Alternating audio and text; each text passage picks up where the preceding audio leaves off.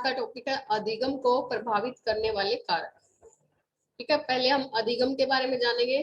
पहले भी जान चुके हैं अधिगम क्या है। अधिगम क्या है? सीखना। ठीक है, लर्निंग। फिर उसको क्या है, अधिगम को प्रभावित करने वाले कारक कौन से होते हैं कि भाई अधिगम सीखने में बाधा उत्पन्न करने वाले कारक। आगे देखते हैं। पेपर थर्ड है, यूनिट थर्ड यूनिट स्टार्ट हो चुकी है। सबसे पहले ये देखिए किस तरह से क्वेश्चन कैसे आता है एग्जाम में। थर्ड यूनिट में आता है, ये 16 नंबर का क्वेश्चन आया हुआ है। ये देखिए, अधिगम से आपका क्या अभिप्राय है? अधिगम को प्रभावित करने वाले विभिन्न कारकों और इसके प्रकारों के बारे में बताइए। ठीक है, ये इस तरह से क्वेश्चन आया हुआ है।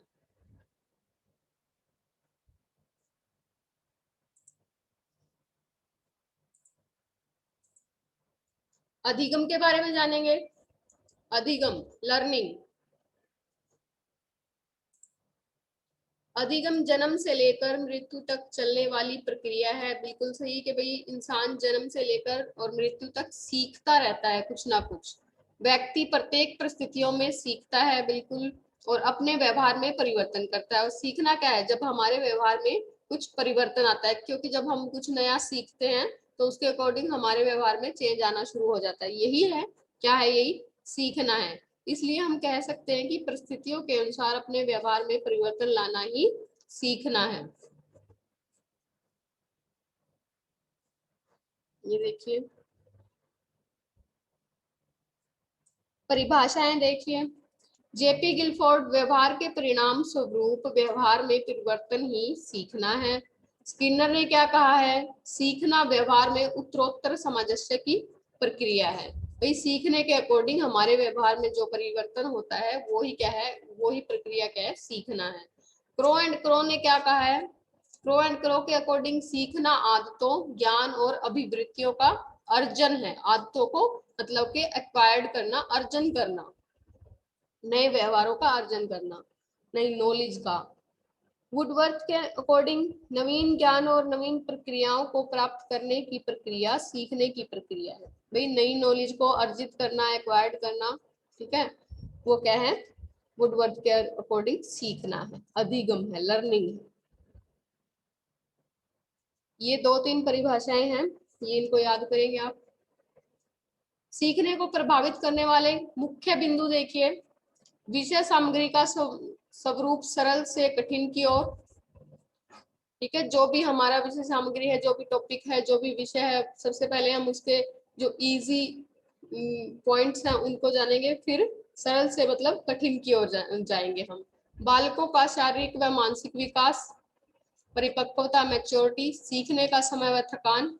सीखने की मतलब हमारा टॉपिक है या कोई भी विषय है, इतना लंबा ज्यादा मतलब बड़ा नहीं होना चाहिए कि बच्चे ऊब जाए, थकान महसूस करने लगे।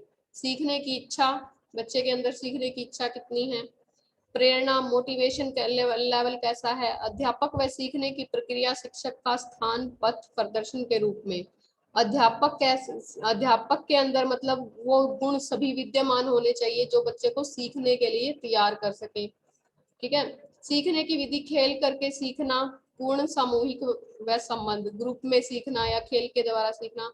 संपूर्ण परिस्थिति, परिणाम एवं प्रगति का ज्ञान, जो हमारे सामने सिचुएशन है उसका पूर्ण हमें ज्ञान होना चाहिए।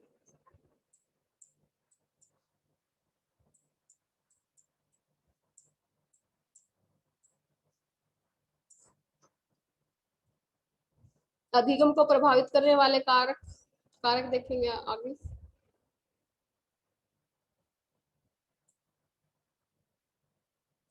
Social relationship, health and wellbeing. ठीक है, ये सब intelligence, learning culture, family communication, मतलब हमारा पारिवारिक वातावरण कैसा है। ठीक है, ये सब क्या है? सीखने के से रिलेटेड कारक हैं। सबसे पहले बुद्धि जानेंगे, बुद्धि के बारे में, इंटेलिजेंसी के बारे में। छात्र के अधिगम को प्रभावित करने वाले कारकों में से एक मुख्य कारक बुद्धि है, इंटेलिजेंसी है, हमारा आईक्यू लेवल है। ठीक है, सिर्फ बुद्धि वाला बालक जिसका आईक्यू लेवल अधिक है, इंटेलिजेंट बच्चा है, मंद बुद्धि बालक की तुलना में किसी भी कार्य को जल्दी सीख जाता है। बिल्कुल भी सिंपल सी बात है ये तो। बुद्धि एवं शैक्षणिक उपलब्धि के मध्य उच्च स्तर का सकारात्मक से संबंध पाया जाता है। ठीक है,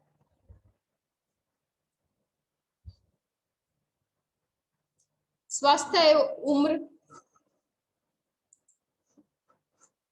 भाई कितना स्वस्थ है बच्चा, ठीक है, कोई तनाव नहीं है, कोई टेंशन तो नहीं है, ऐसी अवस्था में बच्चा जल्दी से नहीं सीख पाएगा। स्वास्थ्य एवं उम्र, स्वार्थ ने बताया कि सामान्य स्वास्थ्य वाले विद्यार्थी रुखी विद्यार्थी तुलना में शीघ्रता से सीखते हैं, मतलब जो बच्चे स्वस्थ नहीं होते पूर्ण रूप से, उनकी तुलना में क्या है, शीघ्रता से सीखते हैं। जबकि गिलफोर्ड ने अपने शोध अध्ययन द्वारा बताया है कि शैशवावस्था से बाल्यावस्था से किशोरावस्था तक सीखने की गति में क्रम में तेजी आती है। ठीक है भाई, इन्होंने क्या कहा है कि शैशवावस्था में बच्चा बहुत जल्दी किसी भी चीज को अनुकरण के द्वारा या जो भी वो देखता है उसके द्वारा वो बहुत जल्दी सीखता है। बाल्यावस्था में इसकी कमी, मतलब सीखने की जो तेजी है उसमें थोड़ी कमी आती है। फिर किशोरावस्था में, मतलब उन्होंने क्रम के अनुसार बताया है। अभिक्षमता, अभिक्षमता एक जन्मजात प्रतिभा होती है जिसमें अवसरों एवं प्रशिक्षण, मतलब जन्मजात प्रतिभा अभिक्षमता क्या होती है कि भाई कई स्किल्स हमारे अंदर ऐसे होते हैं कि जो जन्म से ही होते हैं, जिन चीजों में हमारा इंटरेस्ट होता है उन चीजों को हम बहुत जल्दी सीख जाते हैं। कुछ स्किल्स, कुछ इंटरेस्ट हमारे जन्म से, रुचियां हमारी जन्म से ही होती है, डांस के अंदर या कलाकारी के अंदर, ठीक है, पेंटिंग वगैरह बनाने में या चित्रकारी में, ये सब चीजें कुछ जो आर्ट है हमारे अंदर जन्म से ही होती है, जिसे अवसरों और प्रशिक्षण द्वारा विकसित किया जाता है। अगर हमें अच्छी ट्रेनिंग मिले, मौका मिले उनको निखारने का, उस कला को निखारने का, तो हम बहुत जल्दी सीख जाते हैं। व्यक्तियों में अलग अलग प्रकार की अभिक्षमता होती है, जैसे कलात्मक, यांत्रिक, संगीतात्मक, दार्शनिक, वैज्ञानिक आदि। जिस विद्यार्थी में जो अभिक्षमता जितनी तीव्रता के साथ मौजूद होगी, वह उस प्रकार के अधिगम को उतनी ही तीव्र गति से सीख पाएगा। कहने का मतलब ये है, जिस चीज में इंटरेस्ट होगा बच्चे में, अगर संगीत में इंटरेस्ट है या डांसिंग में इंटरेस्ट है, दार्शनिकता में इंटरेस्ट है, तो वो उस चीज को बहुत जल्दी सीख जाएगा। अगर उसको अच्छा वातावरण दिया जाए, मौका दिया जाए, ट्रेनिंग दी जाए, प्रशिक्षण दी जाए, तो बहुत जल्दी उसमें निखार आ जाएगा, बहुत जल्दी सीख जाएगा।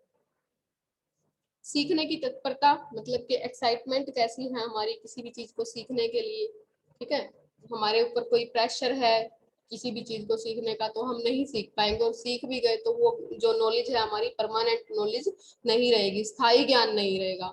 अगर हम किसी भी चीज को अपने इंटरेस्ट के साथ सीखते हैं, रुचि लेकर सीखते हैं, तो वो ज्ञान क्या हो जाता है, परमानेंट नॉलेज होती है हमारी। थॉर्नडाइक ने बताया, ये गलत है, थॉर्नडाइक ने बताया कि यदि हमें किसी कार्य को सीखने की तत्परता, हमारे अंदर अगर किसी कार्य को सीखने की तत्परता है, सीखने की एक्साइटमेंट है, तब हम उसे शीघ्र सीख लेते हैं। इसके विपरीत यदि हमें जोर देकर कोई कार्य सिखाया जाए, प्रेशराइज किया जाए, तब हम उसे नहीं सीख पाते। तत्परता में नहीं तो उन सभी विशेषताओं का योग शामिल होता है जो सीखने को आगे बढ़ाती है अथवा पीछे धकेलती है। ठीक है, अगर तत्परता नहीं होगी, एक्साइटमेंट नहीं होगी किसी भी चीज को सीखने के प्रति, तो क्या होगा, हम उस चीज को नहीं सीख पाएंगे, पीछे धकेलते, मतलब पीछे जाते चले जाएंगे, आगे नहीं बढ़ पाएंगे सीखने की उसमें। ये देखो, ये सभी बच्चे एक्साइटमेंट को दर्शा रहे हैं यहाँ पे। वातावरण, एनवायरनमेंट कैसा होना चाहिए, अधिगम और वातावरण दोनों का निकट संबंध है, बिल्कुल भाई, सीखने का और एनवायरनमेंट का बिल्कुल निकट संबंध है कि भाई हम अगर हमें अच्छा वातावरण मिलेगा, जो हमारे अंदर स्किल्स है उसके अकॉर्डिंग अगर हमें एनवायरनमेंट मिल रहा है, तो सिंपल सी बात है, बच्चा अच्छे से सीख पाएगा। बालक का परिवार, समुदाय, कक्षा तथा विद्यालय सभी अधिगम प्रक्रिया को प्रभावित करते हैं। अगर परिवार कैसा है, फैमिली कैसी है, ठीक है, परिवार में ऐसे पेरेंट्स हैं, उसके भाई बहन हैं जो उसको मतलब अप्रिशिएट करते हैं, मोटिवेशन, अच्छा मोटिवेशन मिलता है, मोटिवेट करते रहते हैं सीखने के लिए, कुछ ना कुछ साथ देते हैं, तो बच्चा क्या है, अच्छे से सीख पाएगा। समुदाय, कम्युनिटी कैसी है, क्लास मतलब कक्षा कैसी है, विद्यालय, सभी स्कूल अधिगम प्रक्रिया को प्रभावित करते हैं। यदि विद्यालय, कक्षा, परिवार का वातावरण शांत, बिल्कुल शांत है, कलहपूर्ण नहीं है, स्नेहपूर्ण है, प्यार भरा है तथा रुचिकर है, इंटरेस्टिंग है, तो बालक शीघ्र सीख लेता है। ठीक है, इसके विपरीत यदि परिवार, कक्षा तथा विद्यालय का वातावरण दूषित है, जहाँ शोर शराबा बहुत होता है, ठीक है, परिवार में आपस में जो है लड़ते रहते हैं, बहुत जोर जोर से बोलते हैं, ठीक है, बच्चा तो क्या है, कंसंट्रेट नहीं कर पाएगा, कुछ भी नहीं सीख पाएगा। विद्यालय में भी मतलब बच्चे पे थोप दी जाती है कुछ चीजें, प्रेशराइज किया जाता है कि भाई सीखो सीखो, तो वो क्या है, अच्छा वातावरण नहीं है। तो ऐसा क्या है, बालकों को विद्यालय में खेलने कूदने की समुचित व्यवस्था नहीं है, बिल्कुल सिर्फ किताबी ज्ञान मिल रहा है बच्चे को, खेल खेल के द्वारा कुछ भी नहीं सिखाया जा रहा। ठीक है, बालक की सीखने में बाधा उत्पन्न होती है, तो क्या है, बालक की लर्निंग पे इफेक्ट मतलब प्रभावित करता है वो लर्निंग को। कक्षा में बैठने की समुचित व्यवस्था, प्रकाश एवं वायु का भी सीखने पर प्रभाव पड़ता है। सिंपल सी बात है ये तो, कक्षा में जहाँ पे हम बैठ रहे हैं वहाँ का वातावरण अच्छा होना चाहिए। अगर हमें टीचर है कोई टॉपिक पे पढ़ा रहा है, कुछ सिखा रहा है, और हमारी रोशनी नहीं है क्लास में, या फिर गर्मी है, फैन नहीं चल रहे हैं, तो क्या है, हम सीख पाएंगे, हमारा ध्यान उधर ही रहेगा। अधिगम की प्रक्रिया के लिए सामाजिक संवेगात्मक स्तर के आधार पर जाति या प्रजाति, संस्कृति आदि प्रवेश का निर्माण करते हैं।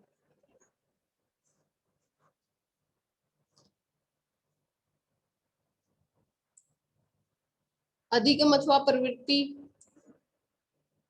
बौद्धिक स्तर के पश्चात सर्वाधिक महत्वपूर्ण कारक है अधिगम की अभिवृत्ति, जिसके द्वारा वह अधिगम कार्य को सीखता है। मतलब कि रुचि हमारी कैसी है।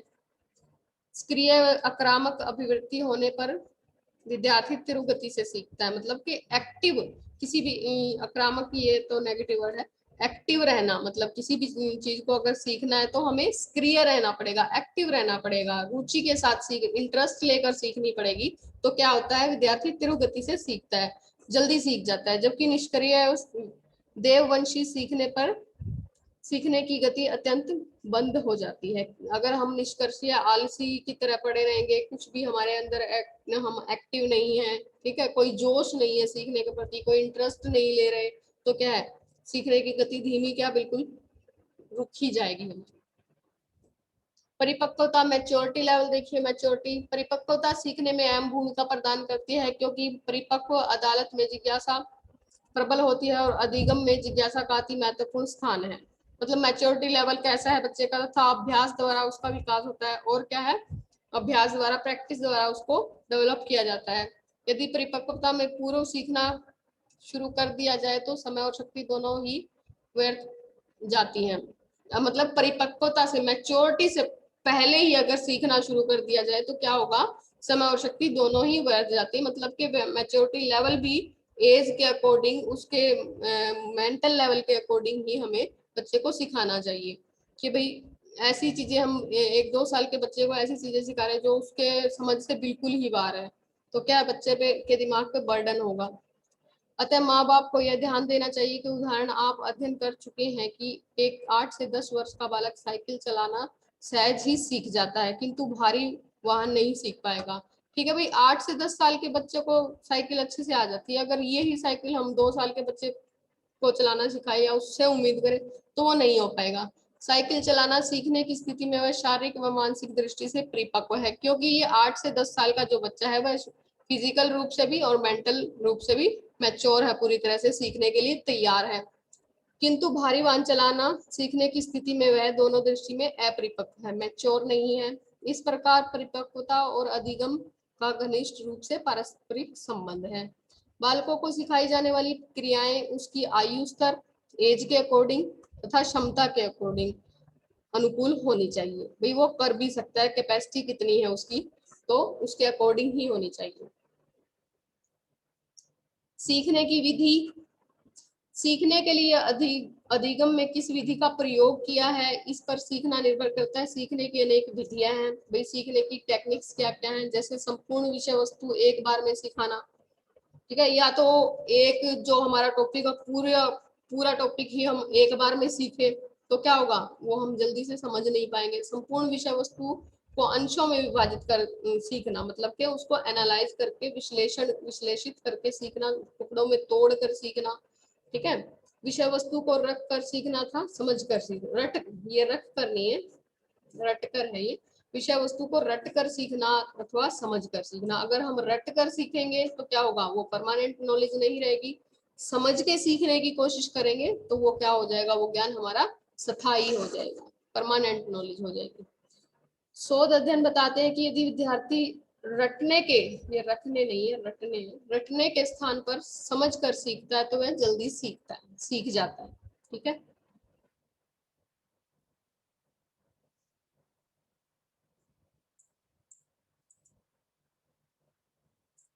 शारीरिक व मानसिक स्वास्थ्य थकान।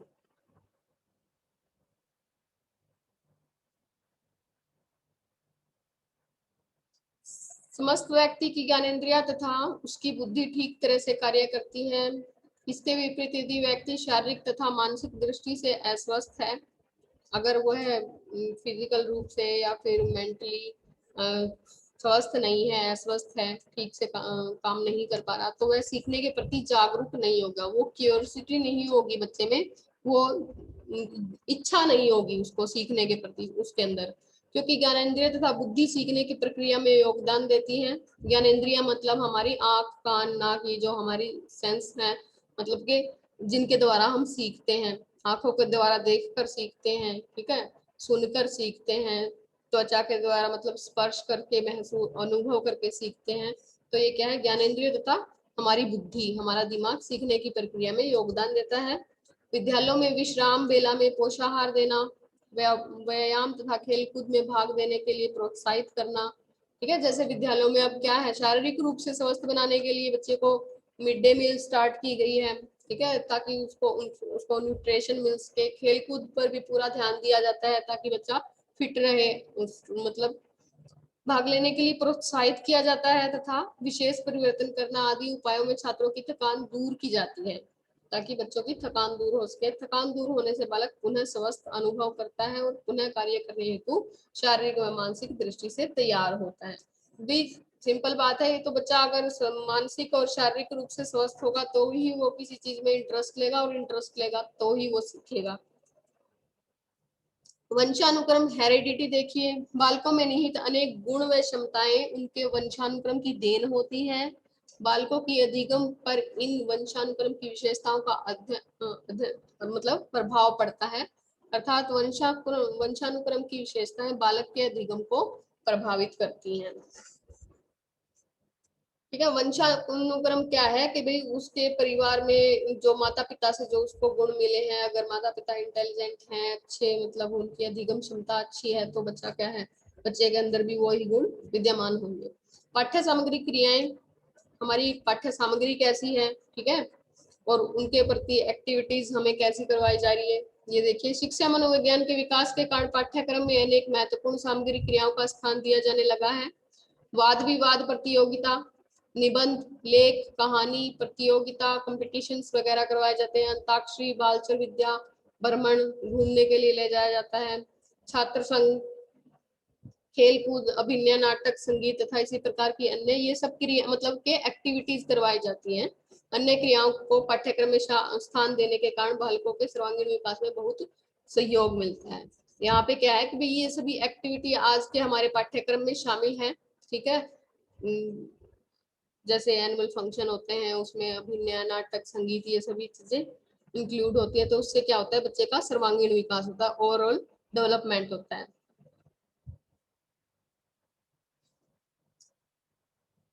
अगर ये चीजें शामिल नहीं होंगी, सिर्फ पढ़ना पढ़ना, तो क्या है, अक्षर ज्ञान हो जाएगा बच्चे को, वो समाज से नहीं जुड़ पाएगा, समाज के बारे में नहीं जान पाएगा, और जो उसके स्किल्स है वो नहीं उभर के सामने आएंगे। अध्यापक के अभिभावक की भूमिका, ठीक है, टीचर की और माता पिता, अभिभावक मतलब माता पिता की, पेरेंट्स की क्या भूमिका है। अधिगम उस समय तक प्रभावशाली ढंग से काम नहीं कर सकता जब तक कि अध्यापक एवं अभिभावक मतलब टीचर्स और पेरेंट्स अपनी महत्वपूर्ण भूमिका का निर्वाह नहीं करते, जब तक अपना इम्पोर्टेंट रोल अदा नहीं करेंगे, बच्चों को इग्नोर करते रहेंगे, उस पर ध्यान नहीं देंगे। कई बार टीचर भी ऐसा करते हैं, कई बार पेरेंट्स के पास अगर टाइम नहीं होता या फिर बहुत ज्यादा बिजी लाइफ है उनकी, तो वो ऐसा करते हैं, तो वो क्या है, वहां पे बच्चे का जो लर्निंग है, अधिगम है, उस पर प्रभावित होगी वो। इस क्षेत्र में एक महत्वपूर्ण अनुसंधान हो रहे हैं, उन्हें चाहिए कि सीखने के नवीनतम अन्वेषण के संपर्क में रहे और शिक्षण की नवीनतम विधियों का प्रयोग करें। जो शिक्षण की टीचर को क्या चाहिए भाई, जो टीचिंग की न्यू टेक्निक्स आ रही है उनको जाने, ठीक है, उनका प्रयोग करें। ऐसी स्थिति में उनका प्रभाव अच्छा रहेगा, अच्छा इफेक्ट पड़ेगा। वह बालक में ज्ञान तथा क्रिया मतलब नॉलेज का और एक्टिविटीज का अधिगम कराने के लिए उचित वातावरण तैयार करते हैं। अगर अच्छे टेक्निक्स को जानेंगे, बच्चे की मनोवृत्तियों को जानेंगे, साइकोलॉजी के बारे में अच्छा ज्ञान होगा, ठीक है, तो क्या है, बच्चे को अच्छा वातावरण दे सकेंगे। ये है, ये दोनों पे ही डिपेंड करता है, अध्यापक पे भी और पेरेंट्स पे भी, दोनों को ही बच्चे पे ध्यान देना चाहिए। ये था आज का हमारा टॉपिक।